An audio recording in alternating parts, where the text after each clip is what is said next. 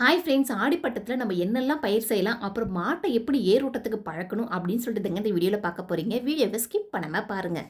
பொதுவாக மானாவாரியில் அதுவும் இந்த ஆடிப்பட்டத்தில் கம்பு அப்படின்னா மல்லாட்டை இது தாங்க பயிர் செய்வாங்க.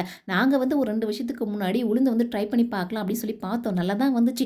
பட் என்னதான் இருந்தாலும் இந்த கார்த்திகை பட்டத்தில் விளையக்கூடிய உளுந்துக்கு இடா இல்லைங்க. இந்த டைம் நம்ம விரைச்சோன்னு வச்சுக்கோங்களேன், ஏகப்பட்ட நோய் தாக்குதல் வருதுங்க. அதெல்லாம் ஹேண்டில் பண்ணுற மாதிரி இருக்கணும். அப்புறம் ஒரு 3 நாளைக்கு முன்னாடி இங்கே நல்ல மழை பெஞ்சிச்சிங்களா, அதனால் விதைக்கிறதுக்காக நிலத்தெல்லாம் ஓட்டி ரெடி பண்ணி வச்சுருந்தோம். பட் சில காரணங்களால் எங்களால் விதைக்க முடியலைங்க. இன்றைக்கி விதைக்கலாம் அப்படின்னு சொல்லி போய் பார்த்தாக்கா ஈரம் கொஞ்சம் கம்மியாக தான் இருந்துச்சு.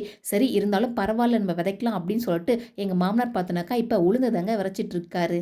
ஃபுல் அண்ட் ஃபுல் மழையை மட்டுமே நம்பி நீங்கள் உளுந்து விதைக்க போகிறீங்கன்னு வச்சுக்கோங்களேன், இந்த பட்டம் வந்து கொஞ்சம் ரிஸ்க்கு தாங்க. மழை பெஞ்சிச்சு அப்படின்னாக்கா ஓகே, சப்போஸ் மழை பெய்யலன்னு வச்சுக்கோங்களேன், ஃபுல்லாக காஞ்சி போயிடுங்க. அதனால் உங்ககிட்ட கொஞ்சமாச்சு தண்ணி இருக்குது அப்படின்னாக்கா தாராளமாக நீங்கள் உளுந்து வந்து பயிர் செய்யலாங்க.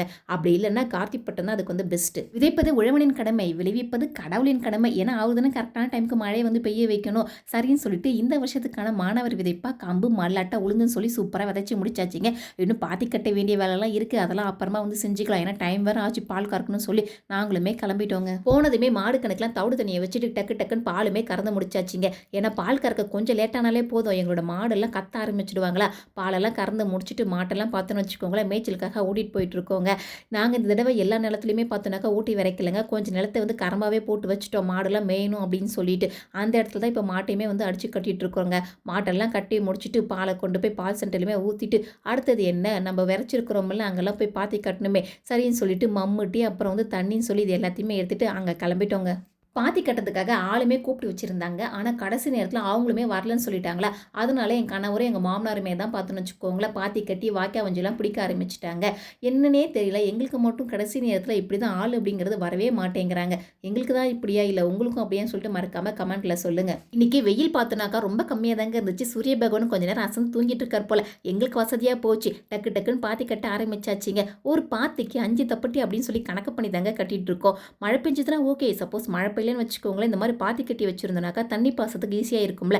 அதனால தாங்க இப்போ பாத்தியுமே கட்டிட்டு இருக்கோம். ஒரு வழியாக எல்லா நேரத்துக்கும் சூப்பராக பாத்தியெல்லாம் கட்டி முடிச்சாச்சுங்க. அப்புறம் எங்களுடைய மாடு வந்து ஒன்று வலும்புக்கு வந்துச்சிங்களா, அதனால ஊசி போகிறதுக்கும் சொல்லியிருந்தோம். அவங்களுமே வந்து ஊசியுமே போட்டுட்டாங்க. அப்புறம் இந்த வெள்ளச்சி கண்ணு போட்டு 1.5 வருஷம் ஆகுதுங்க. ஆனால் இன்னும் பார்த்தோன்னு வச்சுக்கோங்களேன் பால் கறந்துட்டு இருக்கு. இது சனையா இல்லையான்னு சொல்லிட்டு எங்களுக்கும் ரொம்ப நாளாக டவுட் இருந்துச்சுங்களா. அப்புறம் அவங்கள வச்சு செக் பண்ணதில் சனை இல்லை அப்படின்னு சொல்லிட்டாங்க. அடுத்தது இவர் தாங்க கவனிக்கணும். நாங்கள் வந்து பார்த்தோன்னாக்கா எங்களோட மாட்டுக்கு ஊசி மட்டும் இல்லைங்க, காலையுமே போடுவோம். காலை போகிறதுக்கு ஒரு 2 கிலோமீட்டர் போல் மாட்டை ஓட்டிகிட்டு போகணும். இப்போ வேலை அதிகமாக இருக்குது அப்படிங்கிறனால ஓட்டிகிட்டு போகலைங்க, ஊசியே போட்டு முடிச்சாச்சு.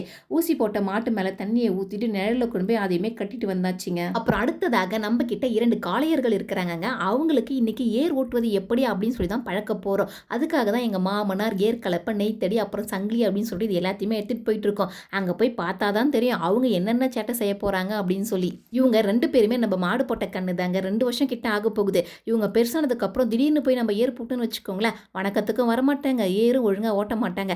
அதனால தான் இந்த மாதிரி சைஸாக இருக்கிறப்ப எப்பயாச்சும் ஒரு டைம் பார்த்தோன்னாக்கா இந்த மாதிரி ஏர் பூட்டி நம்ம வந்து பழக்கணும்னு வச்சுக்கோங்களேன், பெருசானதுக்கப்புறம் நமக்குமே ஈஸியாக இருக்கும். அதனால தான் இன்றைக்கி எடுத்துகிட்டு வந்த நெய் தேடி ஏர் கலப்பை இது எல்லாத்தையுமே பார்த்தோன்னாக்கா அழகாக செட் பண்ணி இப்போ நம்ம ஓட்டத்துக்காக ட்ரெயினுமே கொடுத்துட்ருக்கோங்க.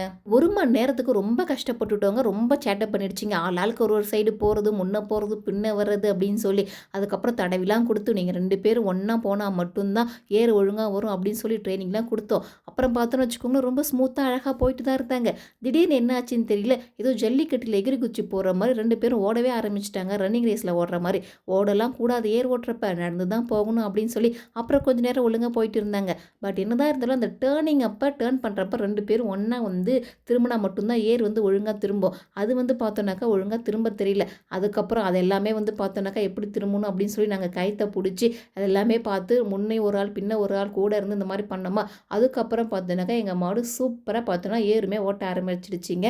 ஏர் ஓட்டுறதுனா இந்த மாதிரி நடக்கிறது தான். இப்போதைக்கு நாங்கள் ஏர்லாம் பூட்ட மாட்டோம். மாடெல்லாம் இன்னும் பெருசானா மட்டும்தாங்க ஏர்லாம் போடுவோம். இப்போதைக்கு பார்த்தோன்னு வச்சுக்கோங்களேன், ட்ரைனிங் செஷன்லாம் இப்போலாம் போயிட்டுருக்கு.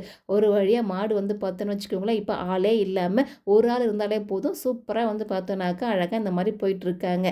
எங்களுக்கே கொஞ்சம் ஆச்சரியமா தாங்க போச்சு. இவ்வளோ சீக்கிரம் நம்மளுடைய மாடு வணக்கத்துக்கு வந்துடுச்சு அப்படின்னு சொல்லிட்டு, சரி இதோட போதும் மீதியெல்லாம் பல மாதம் கழிச்சு பார்த்துக்கலாம் அப்படின்னு சொல்லிட்டு பூட்டின ஏற்கலப்பை எல்லாத்தையுமே பார்த்தோன்னாக்கா ரிமூவ் பண்ணிட்டு மாட்டெல்லாம் மேய்ச்சலுக்காக ஓட்டிட்டு போய் கட்டிட்டு வந்தாச்சுங்க.